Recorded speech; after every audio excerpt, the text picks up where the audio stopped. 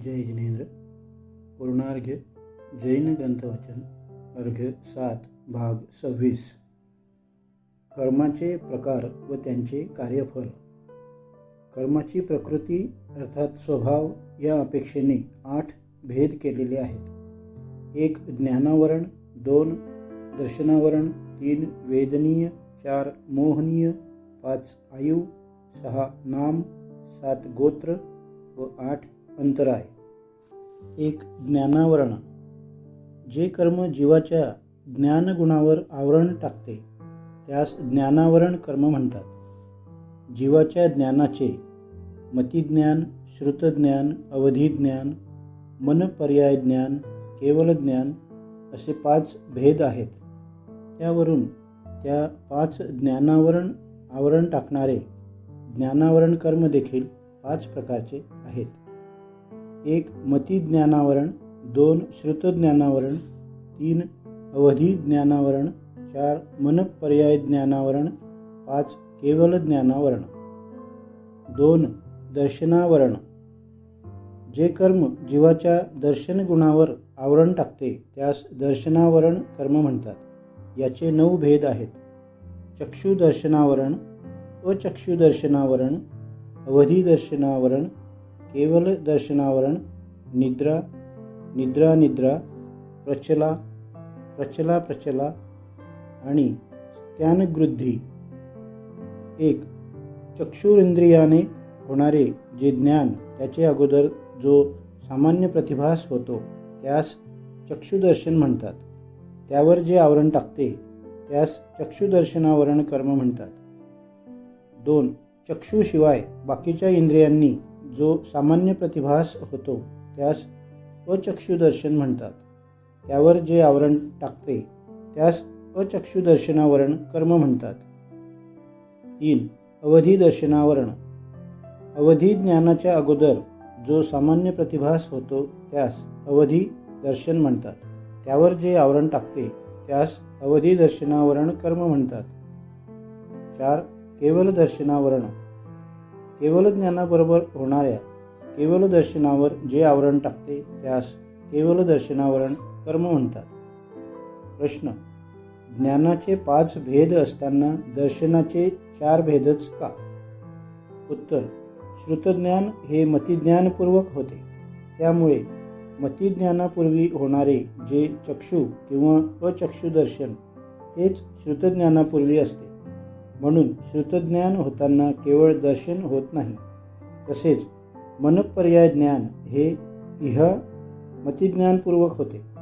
प्रथम याचे मनात कोणते विचार चालले आहेत अशी जिज्ञासा उत्पन्न होते.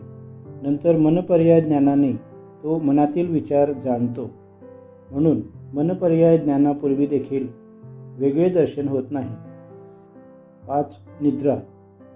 ज्याच्या उदयाने अल्प झोप येते, लागलीच जागा होतो त्यास निद्रादर्शनावरण कर्म म्हणतात.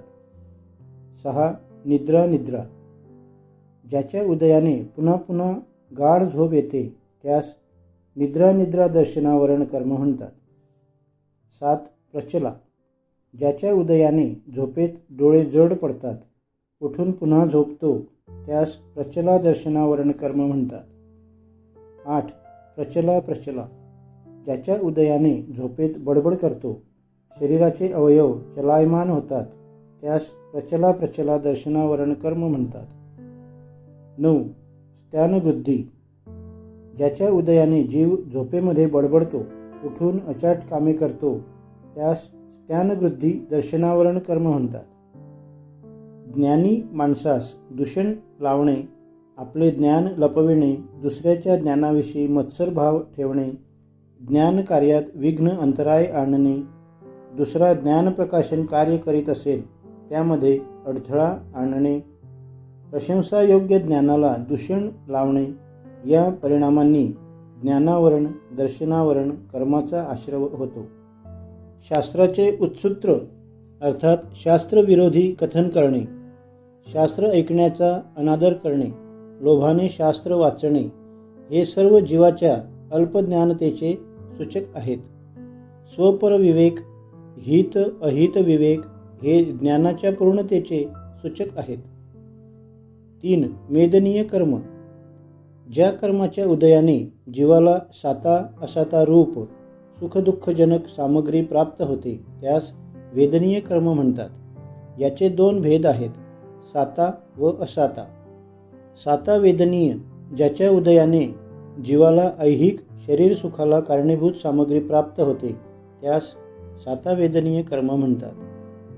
असाता वेदनीय, ज्याच्या उदयाने जीवाला शरीर दुःखाला कारणीभूत सामग्री प्राप्त होते त्यास असाता वेदनीय कर्म म्हणतात.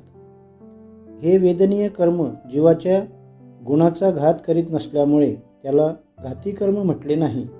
तथापि मोहनीय कर्माच्या सद्भावात जीवाच्या सुखदुःखाला निमित्तभूत कारण सामग्री प्राप्त करून देते, म्हणून त्याला जीवविपाकी कर्म म्हटले आहे.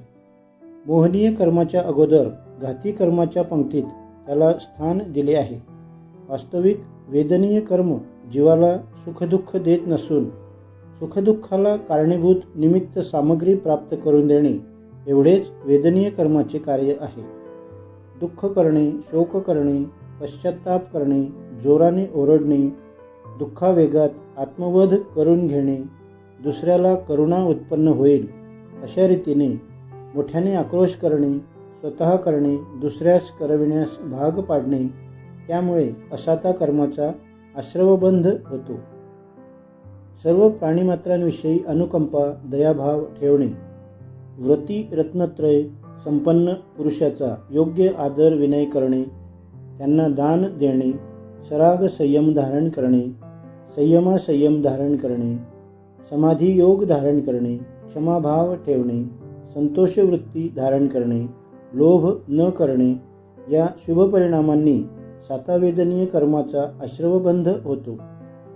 ज्याप्रमाणे हिंसादी पापभावरूप परिणाम हा जीवाचा स्वभाव धर्म नाही, अधर्म आहे, तसाच अहिंसादी व्रतरूप शुभ परिणाम देखील जीवाचा स्वभाव धर्म नाही.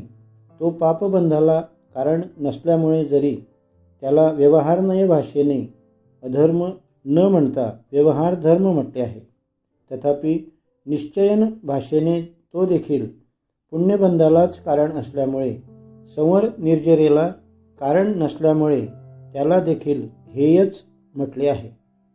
धर्मबुद्धीने केली जाणारी क्षमा किंवा दया ही खरी क्षमा किंवा दया नसून शुद्ध ज्ञाता दृष्टा स्वभावालाच आत्मधर्म समजून गुणस्थान पदानुसार सहजगत्या होणारा क्षमादयारूप शुभराग भाव याला व्यवहारनयाने धर्म म्हटले आहे.